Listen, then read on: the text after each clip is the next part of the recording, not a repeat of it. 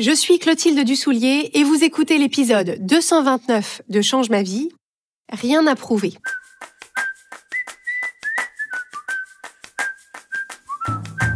Bienvenue sur Change ma vie, outils pour l'esprit. Je suis Clotilde Dussoulier, je suis entrepreneur et master coach certifié et sur ce podcast, je vous livre chaque semaine des outils précis et concrets pour comprendre les mécanismes de votre cerveau et de vos émotions et construire exactement la vie à laquelle vous aspirez. Dans l'épisode de cette semaine, je veux mettre en évidence pour vous le petit refrain qui joue en permanence dans la plupart de nos têtes, qui nous coûte une énergie folle et qui a un effet totalement contre-productif. Ce petit refrain, c'est celui qui nous conduit à essayer de prouver en permanence toutes sortes de choses sur qui on est, ce qu'on vaut et ce qu'on mérite. Ce petit refrain, il peut être à l'œuvre dans vos relations les plus proches, dans votre couple, dans votre famille, avec vos amis, comme dans votre environnement professionnel et dans votre vie en général. Ce petit refrain, c'est quand vous êtes mobilisé pour prouver que vous êtes un ou une bonne professionnelle, que vous êtes une bonne mère, un bon père, que vous êtes une bonne fille, un bon fils, que vous êtes un bon ami, une bonne amie. Quand vous essayez de prouver que vous êtes une personne fiable, ou sympathique, ou drôle, ou créative, ou intelligente. Quand vous essayez de prouver que vous êtes au courant des choses importantes, au top de vos compétences, et pas à côté de la plaque. Que vous êtes quelqu'un qui réussit avec une vie super fun et bien remplie, et pas un loser ou une loseuse qui s'ennuie dans sa vie. Quand vous essayez de prouver que vous faites votre part, que vous pensez aux autres, que vous n'êtes pas un ou une égoïste sans cœur. Quand vous essayez de prouver que vous êtes aux commandes de votre vie, indépendante et pleine d'élan, et pas une petite chose faible qui galère. Auprès de qui est-ce que vous essayez de prouver tout ça ? À peu près tout le monde. Votre entourage proche, mais aussi votre cercle plus large, les gens qui pourraient vous observer, les gens qui pourraient consulter votre compte sur les réseaux sociaux. Et quand vous pensez que c'est important que tous ces gens aient la preuve que vous êtes tout ça, que faites-vous ? Le plus coûteux sans doute, c'est l'observation intérieure que vous faites de vos faits et gestes, la comptabilité que vous tenez des preuves que vous avez déjà portées au dossier et l'évaluation constante dans le regard et les réactions des autres de « est-ce qu'il ou elle est convaincu ? Est-ce qu'il ou elle trouve que les preuves que j'ai apportées sont suffisantes ? Est-ce qu'il ou elle les a même remarquées et prises en compte ?» Cette préoccupation constante de prouver votre valeur, de prouver constamment que vous méritez votre place, que vous méritez de l'attention, de la considération, du respect, bref, de l'amour, cette préoccupation constante tourne en tâche de fond à des degrés divers dans vos conversations, quand vous prenez la parole en réunion ou quand vous postez un truc sur vos réseaux sociaux. C'est cette même préoccupation qui est à l'œuvre quand vous vous sentez sur la défensive suite à une remarque qu'on vous a faite, quand vous ressentez le besoin de corriger l'impression que vous avez pu donner, le malentendu, la perception erronée, en disant « non, tu te trompes, laisse-moi te prouver que je ne suis pas ça, que je ne suis pas comme ça ». Alors vous pouvez observer dans vos situations de vie et vous poser la question. Quand vous racontez par exemple votre week-end à vos amis, qu'est-ce que vous essayez de prouver, de démontrer en filigrane ? Quand vous postez des photos de votre dernière soirée, qu'est-ce que vous essayez de prouver, de démontrer en filigrane ? Quand vous répondez à vos parents qui vous demandent comment ça va, qu'est-ce que vous essayez de prouver, de démontrer en filigrane ? Quand vous présentez le résultat du trimestre, quand vous expliquez en quoi va consister la nouvelle initiative que vous avez lancée, qu'est-ce que vous essayez de prouver, de démontrer en filigrane ? Quand vous précisez à votre conjoint, à votre conjointe, à votre sœur, à votre collègue que vous vous êtes occupé de telle ou telle tâche, qu'est-ce que vous essayez de prouver, de démontrer ? Quel est le sous-titrage de cette conversation ? Quand vous vous dépêchez de répondre à cette remarque, à cet email, à ce texto, qu'est-ce que vous essayez de prouver, de démontrer en filigrane ? Tout ça est, rassurez-vous, profondément humain. Tout ça est profondément humain parce que tout ça, si vous le faites, c'est pour protéger la partie de vous qu'on appelle l'ego. Alors l'ego, quand j'en parle ici, n'est pas la même notion que ce qu'on qualifie parfois d'arrogance quand on accuse quelqu'un d'avoir un ego surdimensionné ou d'avoir pris la grosse tête. Ego en grec, ça veut dire « je » ou « moi ». Et dans le contexte dans lequel je l'évoque, l'ego, c'est justement l'identité que vous vous êtes construite pour exister au sein du groupe, que ce soit votre famille, votre équipe, votre cercle social ou la société tout entière. Et cette identité, ce costume, cet ego, il y a toute une partie de vous qui fait reposer son sentiment de sécurité dessus. Ce qui vous tourne dans la tête, c'est tant qu'on me voit comme le ou la meilleure, le ou la plus performante, une bonne mère, un bon père, une bonne conjointe, une bonne collègue, une bonne amie, une bonne fille, un bon fils, un ou une artiste de talent, une bonne féministe, alors je ne risque rien. Tant qu'on me voit comme ça, alors ma place n'est pas en danger, alors j'aurai ma part, alors on va se soucier de moi, alors on m'aidera si j'en ai besoin. Et dans ces conditions, quand toute une partie de vous fait reposer son sentiment de sécurité sur le fait qu'on vous voit comme ça, quand vous êtes emprisonné dans le corset de cette façon de penser, on voit bien à quel point on peut avoir peur.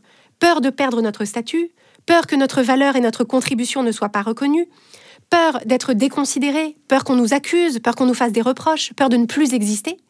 Et à quel point cette préoccupation de prouver qui on est, ce qu'on vaut et ce qu'on mérite, constamment et perpétuellement, on comprend bien à quel point cette préoccupation est omniprésente.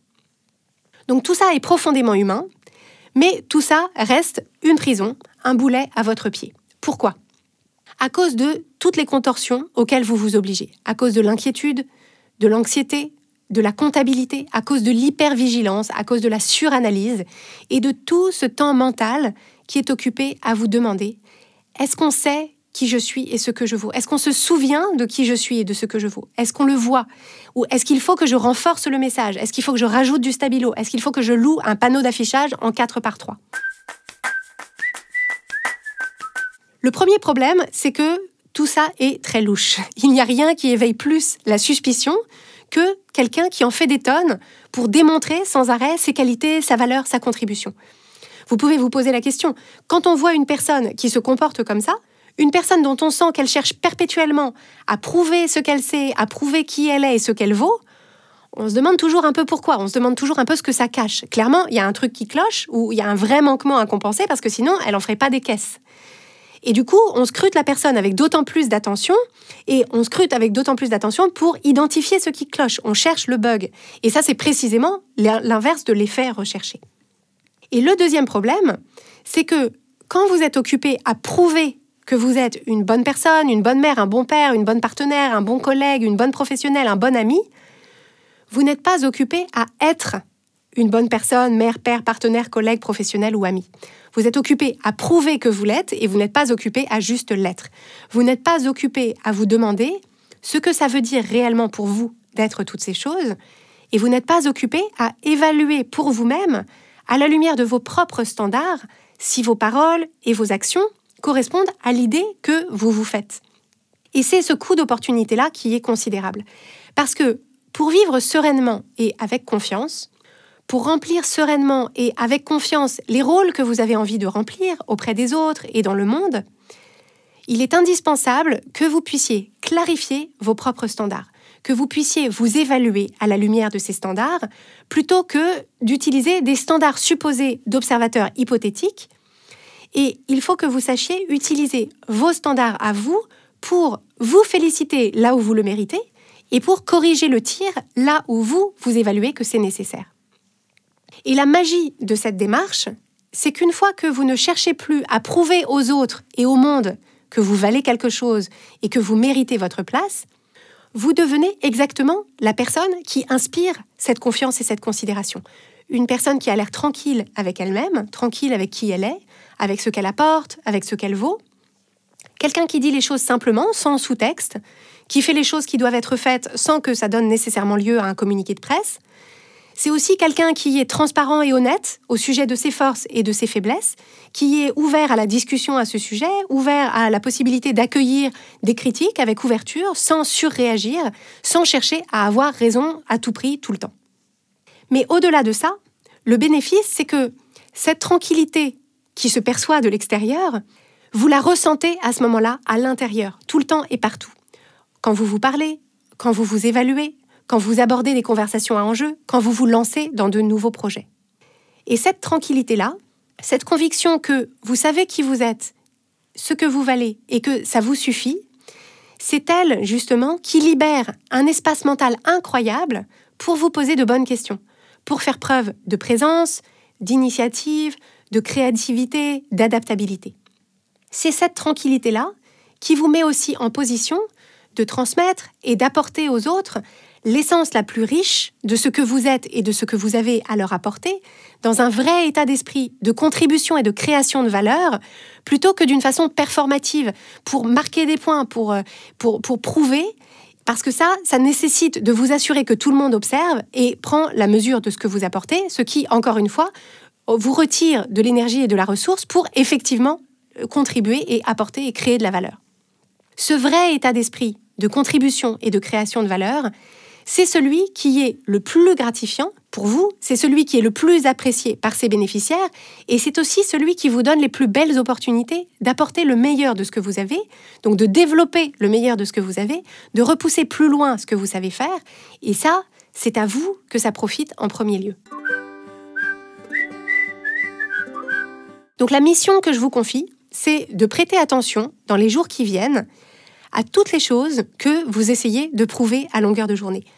Toutes les identités, toutes les qualités que vous essayez de défendre en montrant que vous êtes tout ça, en montrant que vous êtes à la hauteur, en prouvant que vous méritez la place que vous occupez et l'air que vous respirez, plutôt qu'en étant tout ça, en étant à la hauteur de vos standards et en faisant le meilleur usage possible de la place que vous occupez et de l'air que vous respirez.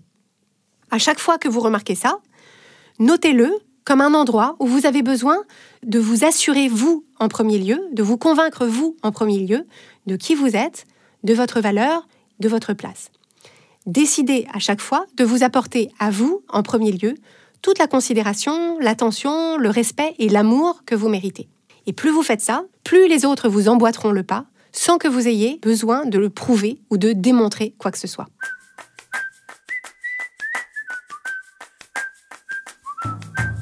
Si vous aimez Change ma vie, vous allez adorer Change ma vie mode d'emploi. Change ma vie mode d'emploi, c'est le programme de coaching qui va vous donner des ailes pour atteindre tous vos objectifs de vie. Grâce à notre méthodologie unique, nous allons vous guider pas à pas pour développer la vision riche et vivante de ce que vous voulez. Nous allons vous aider à trouver la clarté sur la façon la plus simple et la plus directe de l'obtenir et nous allons vous apprendre à soutenir votre élan tout du long en surmontant les obstacles avec confiance pour vous sentir avancer tous les jours vers la vie à laquelle vous aspirez. Si vous écoutez Change ma vie, c'est que vous savez que vous avez une vie extraordinaire à vivre. Une vie qui a du sens et un impact, et c'est notre mission et notre passion de vous y aider. Je vous donne donc rendez-vous dès aujourd'hui sur changemavie.com/coaching pour avoir toutes les informations.